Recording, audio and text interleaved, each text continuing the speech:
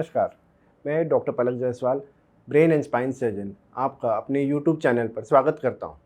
इस चैनल के माध्यम से हम ब्रेन और स्पाइन की बीमारी और उनके ट्रीटमेंट के बारे में जानेंगे।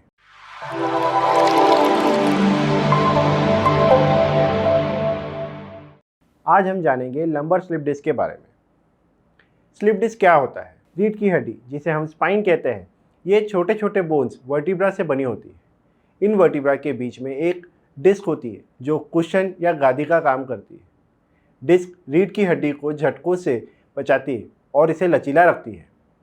हर डिस्क के दो भाग होते हैं, सॉफ्ट जिलाटिनस अंदरूनी भाग जिसे हम न्यूक्लियस पल्पोसस कहते हैं और एक बाहरी टफ रिंग जिसे हम एनुलस फाइब्रोसस कहते हैं। इंजुरी या कमजोरी के कारण डिस्क का भीतरी हिस्सा यानी न्यूक्लियस बाहरी रिंग एनुलस से बाहर निकल जाता है, जिसे स्लिप डिस्क या हर्निएटेड डिस्क या प्रोलैप्स डिस्क कहते हैं। स्लिप डिस्क का मतलब ये नहीं कि डिस्क अपनी जगह से फिसल जाता है।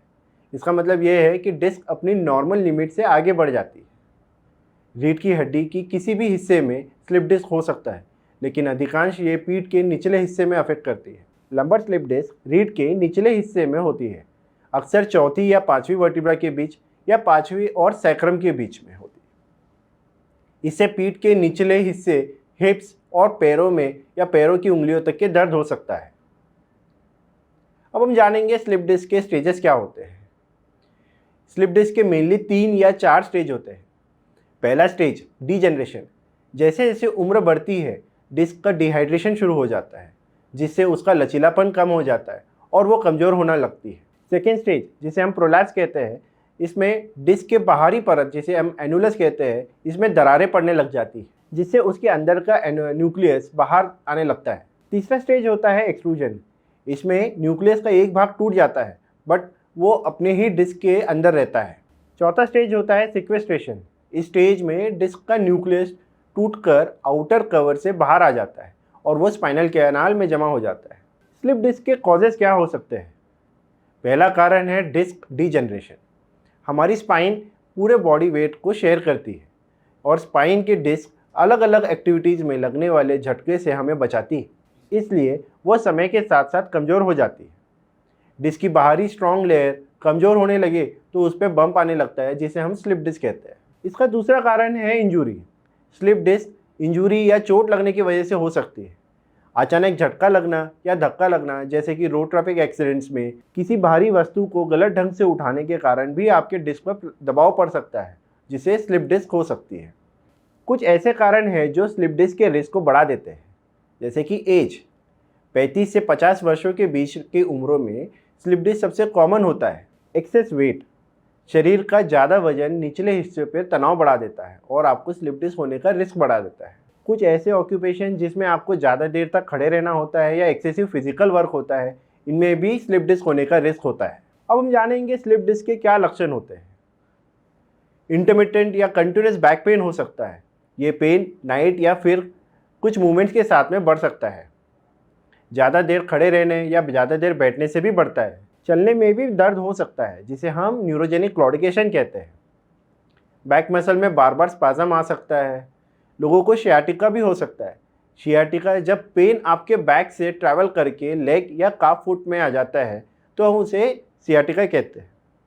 कुछ लोगों में मसल वीकनेस भी आ सकता है, जिससे फुट ड्रॉप हो सकता है। पैरों में नमनेस या सूनपना हो सकता है। कुछ लोगों में बॉवेल या ब्लैडर भी इन्वॉल्व हो सकते हैं, जिससे उसके बॉवेल और ब्लैडर हैबिट चेंज हो सकते हैं। दोस्तों, स्लिप डिस्क का डायग्नोसिस कैसे करते हैं?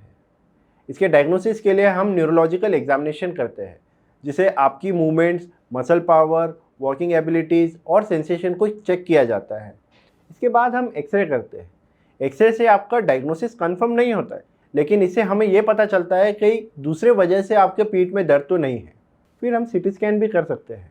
सीटी स्कैन से आपके bone quality, disc height, spinal canal diameters को चेक किया जाता है। फाइनली एमआरआई ही हमारा डायग्नोसिस को कंफर्म करता है। वो हमें बताता है कि हमारे नर्व रूट्स पे क्या कंप्रेशन है, कितना कैनाल डायमीटर्स है और कौन से लेवल का डिस्क बाहर निकला है। दोस्तों, अभी हम जानेंगे स्लिप डिस्क के ट्रीटमेंट के बारे में। आमतौर पर इसका ट्रीटमेंट डिपेंड करता है आपके सिम्टम्स के ऊपर। ज़्यादातर केसेस में एक्सरसाइज करके ही स्लिप डिस्क का दर्द को कम किया जा सकता है। कुछ पेन किलर्स, मसल रिलैक्सेशन दे के भी आराम दिया जा सकता है। अगर ये सिम्टम्स 6 हफ्ते में कम नहीं होता है या फिर आपको कोई मसल वीकनेस या बाउल ब्लैडर इन्वॉल्व हो जाता है तो आपको सर्जरी एडवाइस की जाती है। ये सर्जरी ट्रेडिशनल लैमिनेक्टोमी और डिस्केक्टोमी के रूप में की जाती है या फिर ये माइक्रो डिस्केक्टोमी या मिनिमली इन्वेजिव वे में किया जाता है, जिसे हम की होल सर्जरी भी कहते हैं। दोस्तों, हम स्लिप डिस्क को प्रिवेंट कर सकते हैं। इसके लिए हम उसके जो रिस्क फैक्टर्स है उसको कम करें, जैसे कि अपने बॉडी का हेल्दी वेट मेंटेन करके रखें ताकि पीठ के निचले हिस्से पर कम दबाव पड़े। नियमित रूप से एक्सरसाइज करें। स्मोकिंग छोड़ें क्योंकि निकोटीन आपकी पीठ की डिस्क में नुकसान पहुंचाता है। वजन उठाने की सही तकनीक उपयोग करें। अपनी पीठ और कुर्सी के बीच में एक छोटा तकिया या टॉवेल का गोल बना के रखें। नींद में अपनी पीठ को सही स्थिति में रखें। एक तरफ सोते समय घुटनों के बीच एक तकिया रखें। ऐसे ही इस विषय में और जानकारी के लिए आप हमारे चैनल को सब्सक्राइब करें। कोई डाउट्स हो तो हमें कमेंट करके पूछ सकते हैं। धन्यवाद।